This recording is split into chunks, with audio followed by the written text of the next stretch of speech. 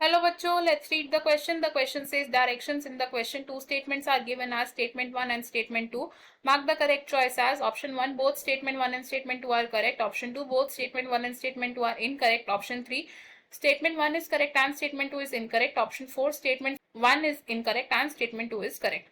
Statement 1, in some flowers, the calyx and corolla are not distinct and are termed as perianth. Statement 2, in compound leaves, the incisions of the lamina reach up to the mid, breaking it into a number of leaflets. First statement में कहा गया कि कुछ flowers में केलिक्स और Corolla अलग अलग नहीं होते, ये एक सेम वर्ड से रिप्रेजेंट किए जाते हैं एंड इसे हम कहते हैं पेरियंथ.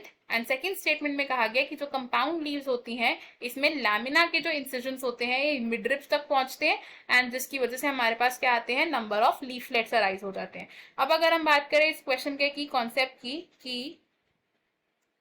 कॉन्सेप्ट की इन दिस क्वेश्चन हमारा की कॉन्सेप्ट क्या है, it is flowers and leaves. Flowers की बात करें तो फ्लावर्स क्या है, हमारे एंजियोस्पर्म्स के रिप्रोडक्टिव यूनिट्स हैं एंड लीव्स का मेन फंक्शन क्या होता है, it is photosynthetic in nature. सबसे पहले अगर बात करें हमारी जो फर्स्ट स्टेटमेंट है उसकी, तो फ्लावर के कितने वर्ड्स प्रेजेंट होते हैं, इट हैज मेन 4 वर्ड्स और वो 4 वर्ड्स कौन कौन से हैं, these are calyx, corolla, androecium and gynoecium. अब केलिक्स और कोरोला है हमारे वेजिटेटिव वर्ड्स एंड एंड्रोशियम और गाइनोशियम है हमारे रिप्रोडक्टिव वर्ड्स. अब कुछ ऐसे प्लांट्स होते हैं जिसमें केलिक्स और कोरोला डिस्टिंक्ट वर्ड से रिप्रेजेंट नहीं किए जाते, ये रिप्रेजेंट होते हैं by a common structure and इस स्ट्रक्चर को क्या कहा जाता है, it is called the perianth. और जो पेरियंथ की यूनिट होती है इसे क्या बोलते हैं, टेपल्स बोलते हैं. एंड पेरियंथ की प्रेजेंस हम यूजुअली ऑब्जर्व करते हैं in the family Liliaceae. Second statement की बात करें तो जो लीव्स हैं ये 2 टाइप्स की होती हैं, these are simple leaf and